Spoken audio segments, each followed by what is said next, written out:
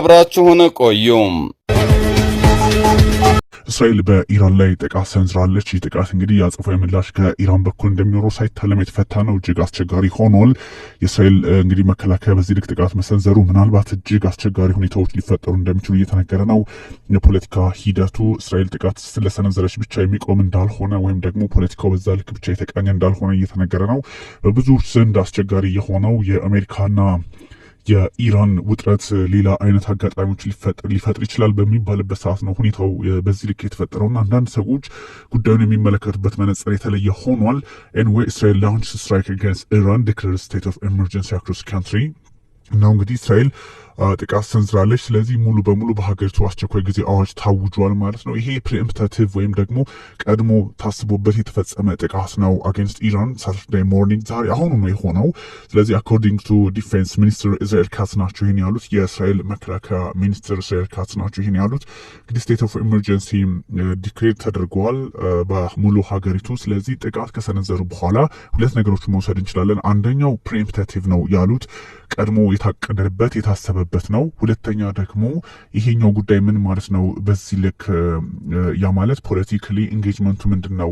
እስራኤል ካትዝ በሁለተኛ መንገድ በሀገሪቱ ሙሉ አስቸኳይ ጊዜ አዋጅ ያወጁበት ምክንያት ምንድን ነው የሚለውን ማየትም ያስፈልጋል። እጅግ አስቸጋሪ ነው። ከኢራን በኩል ዝግጅቱ አለ፣ አጸፋዊ ምላሹ ይጠበቃል። እንግዲህ ጋቨርንመንት ስቴት ኦፍ ኤመርጀንሲ ማወጁ በራሱ የሚጠበቅ ነውና ይሄኛው አንደኛ ጥቃቱን ፕሪኤምፕቲቭ ነው ካሉት በኋላ የተቀድሞ አሁን ምንድነው የሚሆነው ነው በጣም አስቸጋሪ ሁኔታ። እስራኤል በዚህ ልክ ጥቃት ከሰነዘረች በኋላ ከኢራን በኩል የሚመጣው ምላሽ ምንድነው የሚሆነው? በጣም እጅግ አስፈሪ ከዚህ ቀደም ከምናያቸው በላይ አስፈሪ ሁኔታዎችን ልንመለከት እንደምንችል የታወቀ ነውና እስራኤል ሳውንድ ሳይረን አክሮስ ካንትሪ ኦፍ ሬዚደንት ቱ ስቴይ ክሎዝ ቱ ፕሮቴክትድ ኤሪያስ ወይም ደግሞ በዚህ ልክ ነው ዜጎቿ እንግዲህ ቤታቸው እንዳይወጡ ተደርገዋል። እስራኤል ሚሊተሪ ሃዝ አናውንስድ ዛት ሳይረንስ ሃድ ሳውንድድ throughout the country for residents to stay close to protected spaces ራሳቸውን ጠብቀው ወይም ደግሞ ራሱን በጠበቀ ቦታ ላይ ዜጎች እንዲሆኑ ነው መግለጫ ያወጣው ወይም ደግሞ ስቴት ኦፍ ኤመርጀንሲ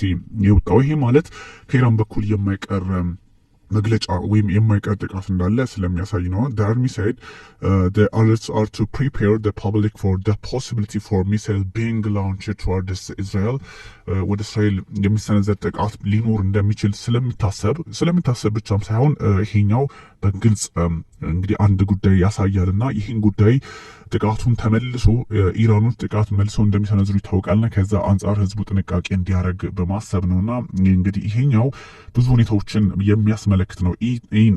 it added a separate statement that all areas of the country would be shifted from full activity አንዳንድ እንቅስቃሴዎች እንዲገቱም ተደርጓል። ይሄ የሚያሳየው ምንድን ነው? ከኢራን በኩል ያለውን ግልጽ መረጃና ዝግጅት እስካሁን ማግኘት ባንችልም በትክክልም ኢራን ጥቃት ልትሰነዝር እንደምትችል ሳይታለም የተፈታ ነው። እኛ ይህን ጉዳይ ከነገርኳችሁ በኋላ በተወሰነ ሰዓታት ውስጥ በተወሰነ ደቂቃዎች ውስጥ እንደዚህ አይነት ጉዳይ ሊኖር እንደሚችል ሳይታለም የተፈታ ነው። በጣም እጅግ አስቸጋሪ ነው።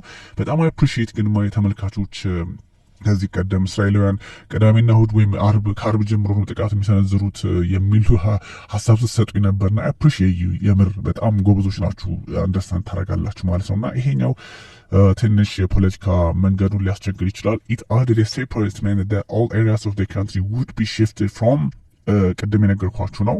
በዚህ ልክ ማሰብ two bombs here in western Tehran በዋና ከተማዋ ላይ ነው ሁለት ቦምቦች ሚሳይሎች ሴቨራል ነው የሚሏቸው በርግጥ ቦምቦች የተሰሙትና several missiles have struck University Street እንግዲህ በቴህራን አካባቢ ያለው ከፋርስ ኒውስ የወጣ መረጃ ነውና እንደዚህ አይነቱ አጋጣሚዎች ደግሞ ሌላ አቅጣጫና መልክ ሊኖረው እንደሚችል ሳይታለም የተፈታ ያደርገዋል። ሁኔታዎች እጅግ አስቸጋሪ ናቸውና እያንዳንዱን ነገር መከታተል ሌላውን በሆነ ቦታ ላይ ቀርጾ ማስቀመጥ የሚፈልግ ነውና እያንዳንዱን ጥቃት መንስኤም ደግሞ በዚህ ልክ ማየት ያስፈልጋል።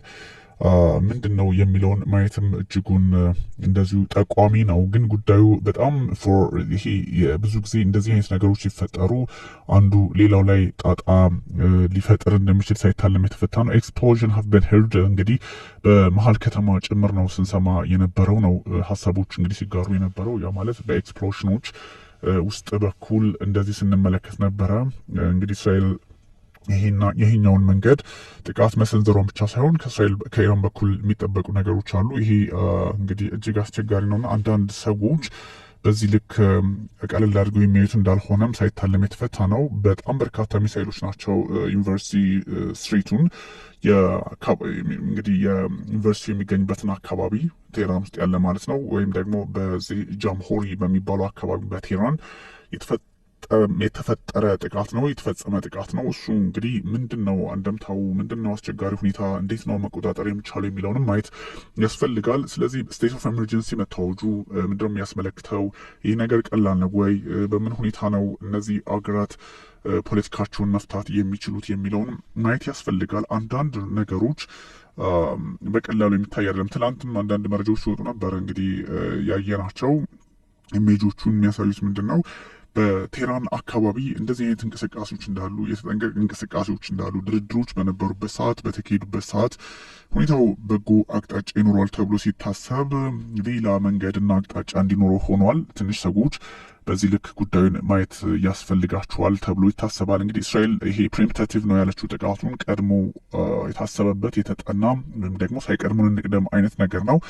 ሰው ምን ሊሆን ይችላል? በጣም አዲስ ነገሮች ይኖራሉ። ግን እንደዚህ አይነት ጉዳዮች እንደዚህ አይነት አካሄዶች አስፈሪ የሆኑ እንደሚሄዱ ሳይታለም የተፈታ ነው። አንዳንድ ሰዎች በሚያስቀምጡት ልክም ብቻ አይሆንም። ምክንያቱም ድርድሮች በቀጠሉበት ሰዓትና አጋጣሚ ይህ ጉዳይ ሌላ መልክ እየያዘ መጣና ትንሽ የፖለቲካውን ሁኔታ አስቸጋሪ ሊያደርገው እንደሚችል